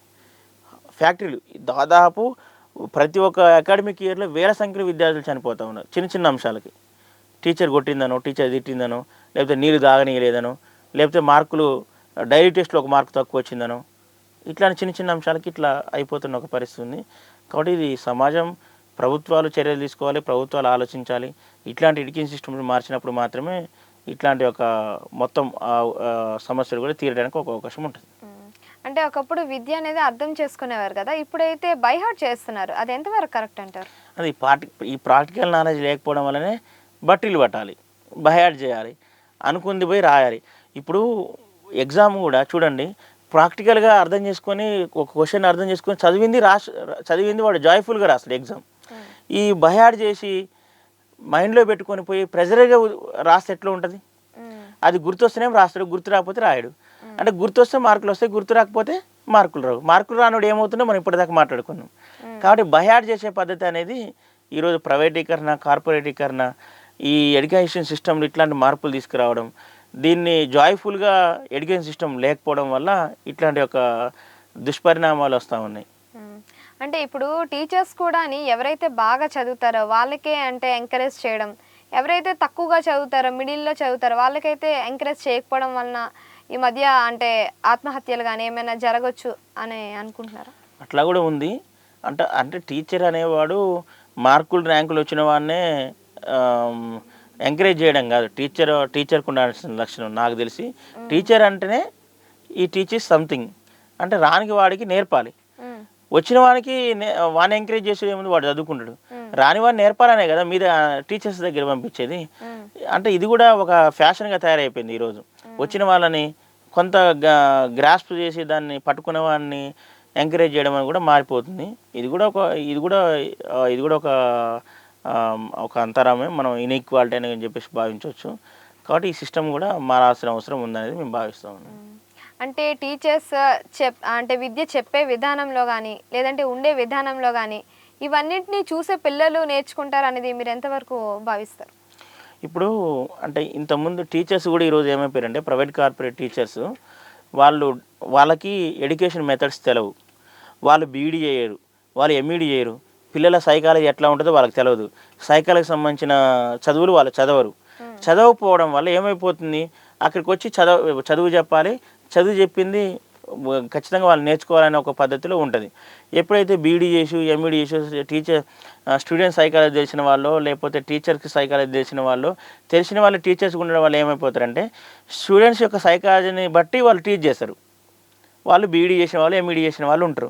కానీ ఈరోజు ఏమైపోయింది, ప్రైవేట్ కార్పొరేట్ విద్యా సంస్థలు విచ్చలవిడిగా రావడం వల్ల, ల్యాక్ ఆఫ్ టీచర్స్ ఉండడం వల్ల, ఎవరిని పడితే వాళ్ళని టీచర్స్గా పెట్టుకోవడం వల్ల, వాళ్ళకి పిల్లల సైకాలజీ తెలియకపోవడం వల్ల ఇట్లాంటి అనర్థాలకి దారితీస్తున్న ఒక పరిస్థితి కూడా మనం చూస్తూ ఉన్నాం.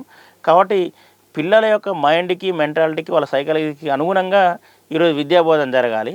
అట్లా విద్యాబోధన అనేది ప్రధానంగా కార్పొరేట్ ప్రైవేట్ విద్యా సంస్థల్లో జరగట్లేదు అనేది మేము చెప్తా ఉన్నాం. కాబట్టి ఈరోజు పిల్లల యొక్క మానసికమైన స్థితిని తెలుసుకునే సిలబస్ కూడా రావాల్సిన అవసరం ఉంది. వాళ్ళని డెవలప్ చేసే విధంగా మన ప్రభుత్వాలు సిలబస్ని రూపొందించే విధంగా రూపొందించాలి. మన సిలబస్ని కూడా చేంజ్ కావాల్సిన అవసరం ఉంది. ప్రాక్టికల్గా మన సిలబస్ ఉండాల్సిన అవసరం ఉందనేది మేము పీడిఎస్ విద్యాసంఘంగా భావిస్తాం. అంటే ఇప్పుడు సిలబస్ల గురించి మాట్లాడుకున్నట్టయితే ఇయర్కి సిలబస్లు కూడా మార్చుతూ ఉన్నారు. చాలా మార్పు. సో అది కరెక్ట్ అంటారా? పిల్లలు అర్థం చేసుకొని చదువుకోగలరు అంటారా? గ్రిప్ తెచ్చుకోగలరు అంటారా? మరి ఇయర్కి మార్చితే ఇయర్కి ఈరోజు సిలబస్ అనేది చాలా మారిపోతూ ఉంది. ప్రధానంగా ఒకప్పుడు ఇంటర్మీడియట్లో చదువుకునే విద్యార్థికి ఈరోజు 7th 8th క్లాస్లోనే ఆ సిలబస్ పెడతా ఉన్నారు. హెవీ సిలబస్ అయిపోయింది. ఈ హెవీ సిలబస్ ఎందుకు వస్తూ ఉంది అంటే, జాతీయ విద్యా విధానాన్ని రూపొందించేటప్పుడు 1986 రాజీవ్ గాంధీ ప్రధానమంత్రిగా ఉన్నప్పుడు జాతీయ విద్యా విధానాన్ని రూపొందించి అప్పుడు ఒక విద్యా విధానం తీసుకొచ్చారు. మళ్ళీ ఇప్పుడు నూతన జాతీయ విద్యా విధానం 2020 అని మోడీ గారు ఒక విద్యా విధానాన్ని తీసుకొచ్చారు. అంటే ప్రభుత్వాలు ఏం ఆలోచిస్తాయంటే, వాళ్ళ ప్రభుత్వాలు వాళ్ళ యొక్క భావజాలానికి అనుకూలంగా విద్యార్థులను తయారు చేయాలని చెప్పేసి ఒక కాంక్షతోని ఈరోజు సిలబస్ మొత్తం కూడా మార్చేస్తూ ఉన్నారు. ఇప్పుడు ప్రధానంగా నూతన జాతీయ విద్యా విధానం 2020 వచ్చిన తర్వాత విద్యార్థుల మీద మెంటల్ ప్రెషర్ పడుతూ ఉంది. విద్యార్థులు సిలబస్ మారిపోతూ ఉన్నారు. భారమైన సిలబస్ని చదువుకోవడానికి సిలబస్ని పెడతా ఉన్నారు. అట్నే ఈ కార్పొరేటీకరణ, ప్రైవేటీకరణ పెరిగిపోవడానికి ఒక అవకాశం ఉంది. ఉన్నత విద్యారంగంలో అనేకమైన మార్పులు వస్తూ ఉన్నాయి. ఉన్నత విద్యారంగం మొత్తం కూడా కార్పొరేట్ చేతిలో పోయే అవకాశం ఉంది. అంటే ఇప్పుడున్నటువంటి 10+2 ఏదైతే సిస్టమ్ ఉందో దాన్ని 3+4+4+5 ఈ సిస్టమ్ తీసుకురావడానికి తీవ్రంగా ప్రయత్నం చేస్తూ ఉన్నారు. కాబట్టి ఇట్లాంటి ఒక సిస్టాన్ని తీసుకొచ్చిన తర్వాత విద్యార్థుల మీద కూడా ఆర్థికంగా, మానసికంగా చాలా భారం వైపుగా పోయే అవకాశం ఉంటుంది. కాబట్టి మీరు అన్నట్టు విద్యా విధానంలో కూడా చాలా మార్పులు రావాల్సి ఉంటుంది. స్టూడెంట్ సెంట్రిక్గా విద్యను రూపొందించాల్సిన అవసరం ఉంటుంది. ఈ సమాజానికి ఎంతమంది డాక్టర్స్ కావాలి, ఎంతమంది ఇంజనీర్లు కావాలి, ఎంతమంది లాయర్లు కావాలి, ఎంతమంది టీచర్లు కావాలి, ఎంతమంది ప్రొఫెసర్స్ కావాలి, మనకి నీడ్ ఏముందో ఆ వైపుగా విద్యార్థిని మనం మౌల్డ్ చేయాలి. అటువైపుగా మౌల్డ్ చేయట్లేదు. రాజశేఖర రెడ్డి రియంబర్స్మెంట్ తీసుకొచ్చిన తర్వాత అందరూ ఇంజనీరింగ్ చదివారు. లక్షలాది మంది ఇంజనీర్స్ బయటకు వచ్చిన తర్వాత వాళ్ళకి ఉద్యోగాలు రాక బయట రోడ్ల మీద తిరుగుతున్న ఒక పరిస్థితి ఉంది. ఇది అన్సైంటిఫిక్గా ఆ రోజు మనకి తీసుకొచ్చిన ఒక పరిస్థితి ఉంది. కాబట్టి ఈ సొసైటీకి ఏం కావాలో, ఏ అవసరాలు ఏమున్నాయో ఆ అవసరాలకు అనుగుణంగా మన విద్యా విధానాన్ని రూపొందించి మన విద్యార్థులను అటువైపుగా మౌల్డ్ చేస్తే వాళ్ళు చదువుకుంటూ వాళ్ళకు కూడా జాబ్ వచ్చే అవకాశం ఉంటుంది. ఇక్కడ ఆ రకంగా ప్రయత్నాలు చేయాలని చెప్పేసి మేము భావిస్తాము. ఫైనల్ క్వశ్చన్ సార్, ఇప్పుడు విద్యార్థులకి స్ట్రెస్ కానీ లేదు అంటే ఏమంటారు ఎక్కువగా స్ట్రెస్ ఫీల్ అవ్వకుండా ఉండాలి అంటే ప్రభుత్వం ఎలాంటి మార్పులు చేర్పులు అనేవి చేయాలంటారు 10th క్లాస్ ఎగ్జామ్స్ మీద? 10th క్లాసుకి సంబంధించినటువంటి ఎగ్జామ్స్ మీద విద్యార్థులు జాయ్ఫుల్గా పోయి చదువుకోవాలి, జాయ్ఫుల్గా ఎగ్జామ్స్ రాయాలి, ఒక ప్రజాస్వామికమైన వాతావరణంలో ఎగ్జామ్స్ రాయాలి. వాళ్ళు చాలా భారంగా మానసికమైన హింసకు గురవుతూ, లేకపోతే ఇన్ని రోజులు మేము చదవాలా, ఒక నెల పాటు మేము ఎగ్జామ్స్ రాయాలనే ఒక మానసికంగానే వాళ్ళు అప్సెట్ అయ్యి పోయి ఎగ్జామ్స్ రాస్తే మాత్రం అది చాలా పెద్ద ఎత్తున నష్టాన్ని చేకూరుస్తుంది. విద్యార్థి సక్సెస్ కాకపోతే తన మొదటి ప్రయత్నంలోనే 10th క్లాస్ అనేది మొదటి ప్రయత్నం, తన మొదటి ప్రయత్నంలోనే తన సక్సెస్ కాలేకపోతే ఆ యొక్క బ్యాడ్ ఇంపాక్ట్ అనేది త్రూఅవుట్ వాళ్ళ లైఫ్ జర్నీ మీద ఉంటుంది. కాబట్టి ఇట్లాంటి దాన్ని అవసరమైతే ఇప్పటికైనా మీకు మునిగిపోయింది ఏం లేదు, ఇప్పటికైనా ఒక నిపుణుల కమిటీ వేయండి, విద్యాసంఘాలతో మాట్లాడండి, విద్యార్థులతో మాట్లాడండి, లేకపోతే వాళ్ళ తల్లిదండ్రులతో మాట్లాడండి, అందరిని కూర్చోబెట్టి మాట్లాడి దీన్ని విద్యార్థులకు అనుగుణంగా, విద్యార్థుల మెంటాలిటీకి అనుగుణంగా రీషెడ్యూల్ చేస్తే బాగుంటుంది. ప్రధానంగా పీడిఎస్ విద్యాసంఘం మేము భావిస్తుంది ఏంటంటే ఒక్కొక్క ఎగ్జామ్కి 4-5 హాలిడేస్ అనేవి అవసరం లేదు. కాబట్టి దీన్ని ఎంత తొందరగా వీలైతే అంత తొందరగా విద్యార్థి సెంట్రిక్గా ఈ ఎగ్జామ్స్ నిర్వహిస్తే బాగుంటుంది అనేది మేము భావిస్తూ ఉన్నాం. Thank you sir, thank you. So చూసారుగా మహేష్ గారితో ఇంటర్వ్యూ. సో మరొక ఇంటర్వ్యూతో మళ్ళీ మేము కలుస్తాం. Thank you.